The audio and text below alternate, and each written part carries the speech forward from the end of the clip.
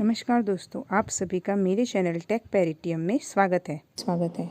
आप लोग कहीं ना कहीं कभी ना कभी तो बाहर निकलते होंगे। आपने देखा होगा कि हमारी सोसाइटी के बाहर, हमारे गली मोहल्ले के बाहर ऐसा कुछ पोल जैसा लगा हुआ होता है। उस पर ऐसा कुछ मशीन जैसा लगाया होगा, उसको बोलते हैं डीपी मतलब डिस्ट्रीब्यूशन पोल। आज हम उसी डिस्ट्रीब्यूशन पोल के बारे में बात करेंगे।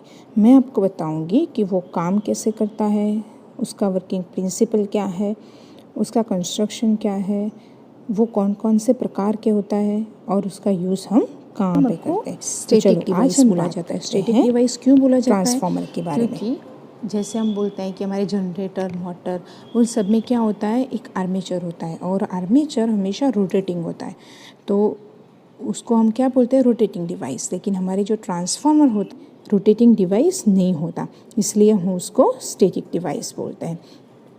अब हमारे ट्रांसफार्मर हमें चाहिए क्यों, हमें सीखना क्यों है ट्रांसफार्मर? तो हमारे घर में कितना वोल्टेज आता है, 230 वोल्ट आता है। वो तो सभी को पता ही होगा कि हमारे घर में 230 वोल्ट AC आता है। लेकिन हमारे घर के सारे इक्विपमेंट, जैसे कि हमारा मोबाइल चार्जर बोल लो, हमारा के सारे इक्विपमेंट 230 वोल्ट AC से नहीं चलते, वो कम वोल्टेज से चलते हैं। जैसे कि हमारा चार्जर है, तो चार्जर हमारा 5 वोल्ट से चलता है, तो वो 5 वोल्ट हमें कौन देगा? तो वो हमें ट्रांसफार्मर करके देगा। मतलब जब कभी भी हमें वोल्टेज को अप करना हो और डाउन करना हो, मतलब कि वोल्टेज को बढ़ाना हो और वोल्टेज को घटाना हो, तब हम क्या यूज़ करते हैं? ट्रांसफार्मर को यूज़ करते हैं। ट्रांसफार्मर क्या है? ट्रांसफार्मर एक तो करता क्या है, तो ट्रांसफार्मर पावर को ट्रांसफ़र करता है, मतलब एक सर्किट से दूसरी सर्किट में पावर को ट्रांसफ़र करता है। लेकिन उसकी फ्रीक्वेंसी चेंज नहीं होती, उसकी फ्रीक्वेंसी सेम टू सेम ही रहती है। फ्रीक्वेंसी कभी भी चेंज नहीं होती। आप सभी को पता होगा कि हमारी इंडिया की फ्रीक्वेंसी कितनी है, तो 50 हर्ट्ज़ है, और USA की फ्रीक्वेंसी कितनी है, तो 60 हर्ट्ज़ है। तो हमारी इंडिया की जो फ्रीक्वेंसी है, वो फ्रीक्वेंसी उतनी ही रहेगी। मतलब पावर हम ट्रांसफ़र करेंगे one circuit to another circuit, लेकिन उसकी फ्रीक्वेंसी सेम टू सेम ही रहेगी। दूसरा, मैंने आपको बोला कि उसको यूज़ कहाँ पे होता है, तो हमें वोल्टेज अप चाहिए, मतलब वोल्टेज को हम राइज़ करना चाहते हैं और वोल्टेज को हम डाउन करना चाहते हैं, तो उन सब में हम ट्रांसफार्मर को यूज़ करते हैं। और एक बात आपको पता होनी चाहिए कि ट्रांसफार्मर ऑलवेज़ AC पे चलता है। मतलब हम कभी भी ट्रांसफार्मर को DC पे यूज़ नहीं करते। क्यों? क्योंकि ट्रांसफार्मर में इंडक्शन होता है और इंडक्शन पे ही काम करता है, और इंडक्शन ऑलवेज़ AC पे ही होता है, मतलब DC पे कभी भी इंडक्शन प्रोडक्शन। अगर हम ट्रांसफार्मर को DC पे यूज़ करेंगे तो क्या होगा, उसका जो वाइंडिंग होगा वो हीट होगा, और हीट हो जाने की वजह से हमारा ट्रांसफार्मर बंद हो जाएगा। इसलिए हमें ऑलवेज़ ट्रांसफार्मर को AC पे ही चलाना है। ओके, अब हम बात करते हैं ट्रांसफार्मर काम कैसे करता है, उसका वर्किंग प्रिंसिपल क्या है। तो transformer always Faraday's law of electromagnetic induction पे काम करता है। उसकी 2 कॉइल होती है, एक तो ये वाली प्राइमरी कॉइल और ये वाली हमारी सेकेंडरी कॉइल। आप देख सकते हैं कि हमने एक लिंब पे कुछ वाइंडिंग लगाया हुआ है, उसको हम प्राइमरी वाइंडिंग बोलते हैं, और दूसरे लिंब पे दूसरा वाइंडिंग लगाया हुआ है, उसको हम सेकेंडरी वाइंडिंग बोलते हैं। जब कभी भी हम एक वाइंडिंग को सप्लाई देंगे, मतलब इस वाइंडिंग को मैं सप्लाई दूंगी, तो उसको मैं प्राइमरी वाइंडिंग बोलूँगी, और इस साइड पे मैं लोड लगाऊंगी, तो उसको मैं क्या बोलूँगी, सेकेंडरी वाइंडिंग। तो ट्रांसफार्मर में 2 वाइंडिंग होते हैं, एक प्राइमरी वाइंडिंग होती है और दूसरी सेकेंडरी वाइंडिंग होती है। और जब कभी भी हम प्राइमरी वाइंडिंग में सप्लाई देते हैं, तो उसमें क्या होता है, इस वाइंडिंग में से करंट फ्लो होगा, हमारा करंट फ्लो होगा। वो करंट फ्लो हो जाने की वजह से ये हमारी पूरी कोर है। मैं आपको आगे कंस्ट्रक्शन दिखाऊंगी कि कैसे ट्रांसफार्मर बनता है, उसमें मैं दिखाऊंगी कोर क्या होती है।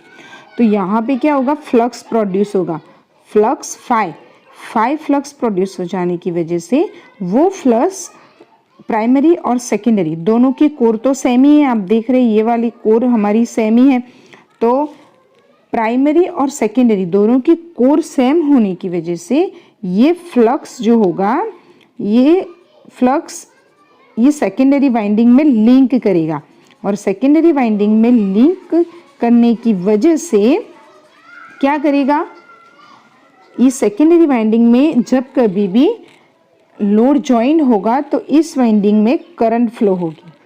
मतलब जब हम प्राइमरी वाइंडिंग में वोल्टेज देते हैं तो सेकेंडरी वाइंडिंग में हमें वोल्टेज मिलता है बिना किसी फिजिकली कनेक्शन की वजह से। ये हमारा प्राइमरी और सेकेंडरी में कोई फिजिकल कनेक्शन नहीं है, लेकिन उसकी कोर सेम है।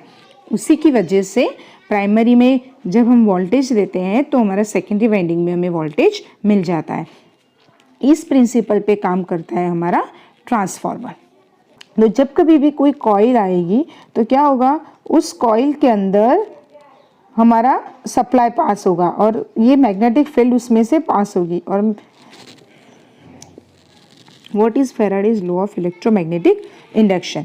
तो Faraday's law of electromagnetic induction क्या बोलता है, तो जब कभी भी हम ऐसी कोई कॉइल के अंदर, ऐसी ये कॉइल लगी हुई है ना गोल गोल वाली ये कॉइल, तो ये कॉइल के अंदर जब कभी भी हम सप्लाई पास करेंगे, उसको सप्लाई देंगे, तो उसमें क्या फ्लो होगा, करंट फ्लो होगा। और करंट फ्लो हो जाने की वजह से इसमें ऐसे मैग्नेटिक फील्ड प्रोड्यूस होगी। ये वाली आप देख रहे हैं कि मैग्नेटिक फील्ड है सारी की सारी, तो ये सारी मैग्नेटिक फील्ड प्रोड्यूस होगी। और मैग्नेटिक फील्ड प्रोड्यूस हो जाने की वजह से जब कभी भी ये मैग्नेटिक फील्ड के अंदर, ये मैग्नेटिक फील्ड है, ये मैग्नेटिक फील्ड के अंदर हम ये वाली कॉइल रखेंगे, कोई भी कॉइल, कॉपर की कोई भी कॉइल आप ले लो, वो मैग्नेटिक फील्ड के अंदर आप जब रखोगे तो ये मीटर आप देख रहे हो, ये वाला मीटर है, ए मीटर है। आपको पता होगा कि ए मीटर ऑलवेज करंट मापने के लिए यूज होता है। तो ये ए मीटर जब मैंने रखा तो ये दिखा रहा है कि एम्पियर। तो जब एक कॉइल में करंट पास करते हैं तो दूसरी कॉइल में हमें करंट मिलता है। वो किसकी वजह से, तो म्यूचुअल इंडक्शन की वजह से। ये था हमारा लॉ ऑफ इलेक्ट्रोमैग्नेटिक इंडक्शन। अब हम ट्रांसफार्मर के कंस्ट्रक्शन के बारे में बात करेंगे कि ट्रांसफार्मर है जैसे बाहर से दिखता है, और ये वाला ट्रांसफार्मर जो अंदर से दिखता है। तो आपको पता चले कि अंदर से ट्रांसफार्मर कैसे दिखता है, सारे के सारे पार्ट्स मैं आपको बेसिक दिखा रही हूँ कि कौन कौन से पार्ट्स होते हैं। उसके बाद में मैं आपको डिटेल में समझाऊंगी कि कौन सा पार्ट क्या क्या करता है। ओके, तो ये हमारी कूलिंग ट्यूब्स है जो हमारे ट्रांसफार्मर को ठंडा करती है।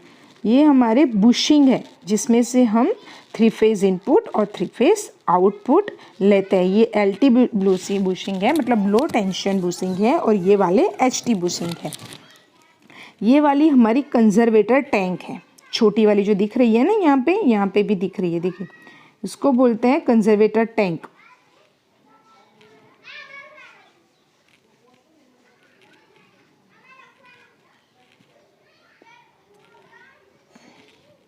ये वाली हमारी कंजर्वेटर टैंक है। ओके, ये वाला हमारा एक्सप्लोशन वाल्व है, मतलब जब कभी भी ट्रांसफार्मर बहुत हीटअप हो जाएगी, उसकी वजह से क्या होगा, उसमें हीट हो जाने की वजह से उसका एक्सपेंशन हो जाएगा और ज़्यादा हो जाएगा, कंजर्वेटर टैंक में भी उतना जगह नहीं रहेगा, तो तब कभी ये डायफ्राम फट जाता है और ऑयल बाहर निकल आता है। ये दोनों वाइंडिंग है, ये दोनों वाइंडिंग है। ये हमारा टेम्परेचर गेज है जो हमें दिखाता है कि टेम्परेचर कितना है, ट्रांसफार्मर के अंदर कितना टेम्परेचर है। ये हमें ऑयल लेवल दिखा रहा है कि ऑयल का लेवल कितना है। ये ऑयल हमें कितना लेवल है वो दिखाता है कि कंजर्वेटर के अंदर ऑयल का लेवल कितना है। ये हमारा ब्रीदर है, ये ब्रीदर है कि जो काम ब्रीदर क्या काम करता है, तो ट्रांसफार्मर में हवा तो चाहिए होगी, तो ट्रांसफार्मर के ब्रीदिंग के लिए जो हवा आती है उसको क्लीन करने का काम ब्रीदर करता है। ये बुकोज रिले है, ये वाला, ये आप देख रहे हैं ना, ये बुकोज रिले है। तो ये बुकोज रिले क्या काम करती है, तो ये प्रोटेक्शन के लिए हम यूज़ करते हैं। तो ये सारे के सारे पार्ट्स है। ये ओरिजिनली ऐसे दिखता है बाहर से, लेकिन ये अंदर से ऐसे दिखता है, ये वाला अंदर से ऐसे दिखता है transformer. Transformer core laminated silicon steel की बनाई जाती है। उसको लैमिनेटेड क्यों किया जाता है, क्योंकि हमें एडी करंट लॉस को कम करना है, इसलिए हमें उसको लैमिनेटेड करते हैं। और सिलिकॉन स्टील क्यों यूज़ होता है, तो हमारा हिस्टैरिसीस लॉस कम करने के लिए हम ट्रांसफार्मर की कोर को सिलिकॉन स्टील की बनाते हैं। दूसरा ये कि जब हम पावर ट्रांसफॉर्मर बनाएंगे तब उसमें CRGO मतलब cold rolled grain oriented steel का यूज़ करके हम कोर बनाते हैं, और सिलिकॉन स्टील का यूज़ करके सिंगल फेज ट्रांसफॉर्मर के कोर को बनाते हैं। अब सिलिकॉन स्टील कैसे बनेगा, तो स्टील के अंदर हम 3 to 4.5 जितना जब हम सिलिकॉन डालेंगे तब ये सिलिकॉन स्टील बन जाएगा। उसकी थिकनेस कितनी होगी, तो 0.35 mm to 0.35 mm to 0.5 mm जितनी उसकी थिकनेस होगी। ओके, उसमें 3 प्रकार के स्टैंपिंग होते हैं। एक तो ई वाला स्टैंपिंग, ये आप दिख रहे हैं ई वाला स्टैंपिंग, एक आई वाला स्टैंपिंग, और दूसरा होता है एल वाला स्टैंपिंग। ये एल वाला स्टैंपिंग सिंगल फेज ट्रांसफार्मर में एल वाले 2 स्टैंपिंग को जोड़ के एक कोर को बनाया जाता है। ये जो स्टैंपिंग होते हैं उसका जो हॉरिजॉन्टल पार्ट है, ये वाला जो पार्ट है उसको हम उल्टा करेंगे तो ये वाला पार्ट होगा, तो ये जो पार्ट है उसको हम बोलते हैं योक, और ये सारे जो हम उल्टा करेंगे तब ये वर्टिकल हो जाएगा, तो ये वाले सारे जो पार्ट है, ये सारे पार्ट उसको हम बोलते हैं लिम्ब, और ये लिम्ब के आसपास वाइंडिंग को वाउंड किया जाता है। ये सारे जो लिम्ब है उसके आसपास वाइंडिंग को वाउंड किया जाता है। ओके, और ये वाइंडिंग सारे वाउंड करने के बाद ये कोर को टैंक के अंदर डाला जाता है। अब ये सारे जो स्टैंपिंग है उसको एक स्टैंपिंग नहीं होती, बहुत सारे स्टैंपिंग को जोड़ के और बीच में माइका और वार्निश का इंसुलेशन लगाया जाता है।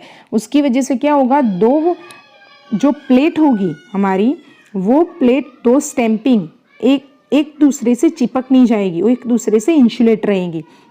उसके बाद उसको रिवेटिंग किया जाता है। ओके, तो ये था हमारा transformer core.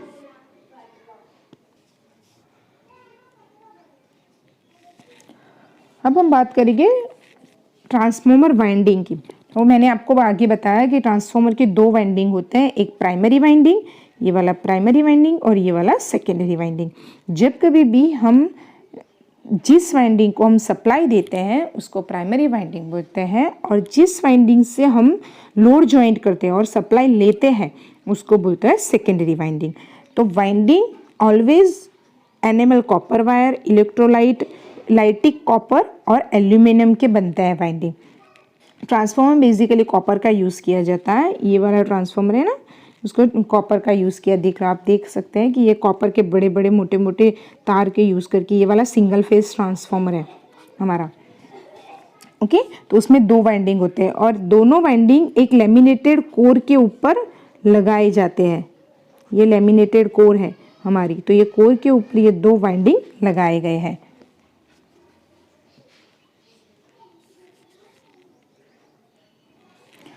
Conservator tank, conservator tank क्या होती है, तो आपने देखा कि ये मेन टैंक के ऊपर ये जो छोटी वाली टैंक लगी है उसको कंजर्वेटर टैंक बोलते हैं। कंजर्वेटर टैंक का मेन फंक्शन क्या है, तो जब कभी भी ट्रांसफार्मर के अंदर ऑयल का एक्सपेंशन होगा तो उस ऑयल को स्पेस देता है ये कंजर्वेटर टैंक। इसीलिए हम पाइप के थ्रू ये कंजर्वेटर टैंक को मेन टैंक के ऊपर रखते हैं। इसके अंदर 3/4 पार्ट में ऑयल भरा जाता है और एक पार्ट को खाली रखा जाता है, उसमें एयर भरते हैं।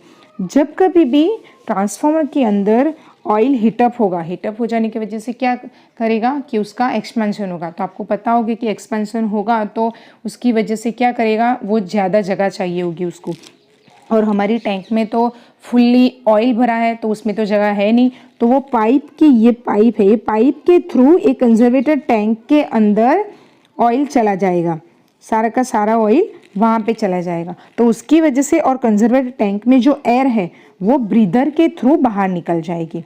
और जब कभी भी ट्रांसफार्मर में नॉर्मल हो जाएगा, मतलब ऑयल कूल हो जाएगा, ट्रांसफार्मर कूल होगा, उसका जो फॉल्ट होगा वो हम डिटेक्ट करके उसको रिमूव करेंगे, तब क्या करेगा, वापिस से कंजर्वेटर टैंक से ऑयल अंदर आ जाएगा। इसमें इस साइड पे ऑयल लेवल दिखा रहा है कि ऑयल का लेवल कितना है, और दूसरी साइड पे एयर लेवल दिखाता है ट्रांसफार्मर में कि कंजर्वेटर के अंदर कितनी एयर भरी हुई है। ओके, तो ये था हमारा conservator tank. Transformer tank, transformer tank बनाने के लिए अच्छी क्वालिटी का स्टील लेके उसको फैब्रिकेट करके एक कंटेनर बनाया जाता है। तो ये वाला हमारा कंटेनर है पूरे का पूरा, और उसके आसपास राउंड कोरोगेटेड शीट को यूज़ करके इसका एरिया बढ़ाया जाता है। ये सारी की सारी कूलिंग के लिए यूज़ होती है, ये कूलिंग ट्यूब्स हैं। और उसका कनेक्शन ऐसे किया जाता है कि ऑयल इस टैंक में से बाहर इस ट्यूब में जा सकता है और ये ट्यूब में से वापस से इस टैंक में जा सकता है। तो जब कभी भी ऑयल हीट होगा तब ये ट्यूब में से जाके उसका क्या होगा, ऑयल इस ट्यूब में जाएगा तो क्या करेगा, एक्सपांड होगा। एक्सपांड हो जाने की वजह से उसकी हीट कम हो जाएगी एयर की वजह से, तो वो हीट कम हो जाएगी तो वापस से वो ऑयल टैंक में जा सकता है। और जो टैंक का वेट होता है वो कितना होता है, तो पूरा जो ट्रांसफार्मर का वेट होता है उससे 10 to 15% जितना इसका वेट होता है। और इसमें ऑयल हम क्यों भरते हैं, तो टैंक में ऑयल भरने की दो वजह होती है। एक वजह ये है कि उसका जो वाइंडिंग है उसको कूल करने के लिए, मतलब उसको ठंडा करने के लिए, और दूसरा वाइंडिंग को इंसुलेशन प्रोवाइड करने के लिए। उसकी वजह से हम ऑयल को फिलअप करते हैं, फुल्ली टैंक ऑयल से फिल होती है।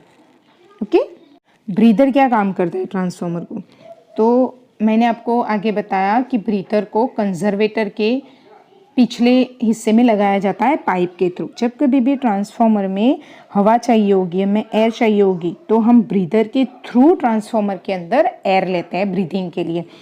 तो वो एयर हमें पता है कि हमारे मानसून के सीज़न में हमारा जो एटमॉस्फेयर है उसमें क्या होता है, बहुत सारे मॉइस्चर होती है हवा पार्टिकल्स में अंदर। ट्रांसफार्मर ब्रीदर काम क्या करता है, तो जब कभी भी हमें ट्रांसफार्मर में ब्रीदिंग के लिए एयर चाहिए होगी तो एयर वो ब्रीदर के थ्रू हम अंदर लेते हैं। ब्रीदर को कंजर्वेटर के पिछले हिस्से में पाइप के थ्रू लगाया जाता है। उसके अंदर क्या होता है, सिलिका जेल को रखते हैं, मतलब CaCl2 कैल्शियम क्लोराइड ये जो ब्लू कलर का दिखता है वो सिलिका जेल रखा हुआ है अंदर। जब कभी भी हमें एयर चाहिए होगी तो यहाँ से एयर अंदर कंजर्वेटर के थ्रू अंदर ट्रांसफार्मर में आएगी। तो क्या करेगी, तो हमें पता है कि मानसून में सीज़न में जो एयर होती है उसमें मॉइस्चर बहुत ज़्यादा होता है और डस्ट पार्टिकल भी होते हैं। तो ये ऑयल जो होगा, नीचे जो ऑयल कंटेनर है वो वाला क्या करेगा कि सारी डस्ट पार्टिकल हो गए उसको रिमूव कर देगा, मतलब सोख लेगा अंदर, और बाद में ये एयर सिलिका जेल के अंदर थ्रू होके हमारे कंजर्वेटर में आएगी। तो सिलिका जेल क्या करेगी, जो हमारी एयर के अंदर जितना भी मॉइस्चर है वो उसको सोख लेगी। तो हमारे कंजर्वेटर में जो एयर आएगी वो एकदम प्योर और मॉइस्चर फ्री होगी। उसकी वजह से क्या होगी कि हमारा ट्रांसफार्मर का जो ऑयल है उसका डाइलेक्ट्रिक स्ट्रेंथ सही का सही रहेगा, मतलब उसका डाइलेक्ट्रिक स्ट्रेंथ रिड्यूस नहीं होगा। इसलिए हम ये ब्रीदर को यूज़ करते हैं। और जब कभी भी हमारा ब्रीदर का कलर चेंज हो जाए, मतलब ब्लू से पिंक हो जाए, ये दिख रहा है ना पिंक वाला, तो हमें पता चलेगा कि ब्रीदर का सिलिका जेल हमें चेंज करना है। और जब कभी भी हम वो सिलिका जेल धूप में रख देंगे तो वापस से ब्लू हो जाएगा और वापस हम ब्रीदर को के अंदर उसको फिल कर सकते हैं। तो ये था हमारा सिलिका जेल वाला ब्रीदर। बुकोज रिले को ट्रांसफार्मर के अंदर, ट्रांसफार्मर और कंजर्वेटर के बीच में पाइप के थ्रू ऐसे, मतलब बीच में ये हमारी टैंक है और ये हमारा कंजर्वेटर टैंक है, ये हमारी मेन टैंक है, ये हमारा कंजर्वेटर टैंक है, और इसके बीच में जो लगाया जाता है उसको बोलते हैं बुकोज रिले। तो बुकोज रिले एक प्रोटेक्टिव डिवाइस है जो ट्रांसफार्मर में जब कभी भी कोई भी फॉल्ट होगा तो उसको डिटेक्ट भी करता है और फॉल्ट को रिमूव भी करता है, इसलिए हम बुकोज रिले को यूज़ करते हैं। अब बुकोज रिले के अंदर होता क्या है, तो उसमें 2 फ्लोट होते हैं, एल्यूमिनियम के 2 फ्लोट होते हैं और दोनों फ्लोट के ऊपर 2 मर्क्यूरी स्विच लगाई जाती है। मर्क्यूरी स्विच कैसे काम करती है, तो जब कभी भी हमारा फ्लोट हॉरिजॉन्टल होगा तो मर्क्यूरी स्विच के अंदर 2 कॉन्टैक्ट लगाए होंगे। ये हमारे फ्लोट है 2 और उसके ऊपर क्या लगा है, मर्क्यूरी स्विच लगाई है। तो मर्क्यूरी स्विच, ये हमारी मर्क्यूरी स्विच ऊपर आपको ब्लू ग्रीन कलर की दिख रही होगी। तो उसकी वजह से क्या होगा कि पहले तो फॉल्ट नॉर्मल होगा, मतलब कि जब कभी भी हमारे ट्रांसफार्मर के अंदर ओवरलोडिंग होगी कि ऑयल लीकेज होगा, तब ये हमारा जो ऊपर वाला फ्लोट है ये वाला हॉरिजॉन्टल हो जाएगा, ये वाला हॉरिजॉन्टल हो जाएगा। हॉरिजॉन्टल हो जाने की वजह से ये कॉन्टैक्ट को क्लोज कर देगा। कॉन्टैक्ट क्लोज करने हो जाएगा तो उसकी वजह से क्या करेगा, अलार्म बजेगा, तो हमें पता चलेगा कुछ छोटा सा फॉल्ट हुआ है ट्रांसफार्मर के अंदर, तो हम उसको रिपेयर करेंगे और वापस से ट्रांसफार्मर को चालू करेंगे। उसके बाद जब बहुत बड़ा फॉल्ट होगा, जैसे कि अर्थ फॉल्ट होगा, तब बहुत जल्दी से ऑयल क्या करेगा, मेन टैंक से कंजर्वेटर टैंक में चला जाएगा। तो उसकी वजह से क्या होगा, ये जो हमारा सेकेंड फ्लोट है, ये फ्लोट बहुत ही जल्दी से हॉरिजॉन्टल हो जाएगा और टिल्टेड है, लेकिन जब फॉल्ट होगा तब वो हॉरिजॉन्टल होगा। तो हॉरिजॉन्टल हो जाने की वजह से ये हमारे जो कॉन्टैक्ट है उसके लगाए हुए ये वाले कॉन्टैक्ट क्या करेंगे, क्लोज हो जाएंगे और कॉन्टैक्ट क्लोज हो जाने की वजह से ये हमारी सर्किट को ट्रिप कर देगा और ट्रांसफार्मर बंद हो जाएगा। तो ये है हमारा गैस ऑपरेटेड बुकोज रिले। पास होगा।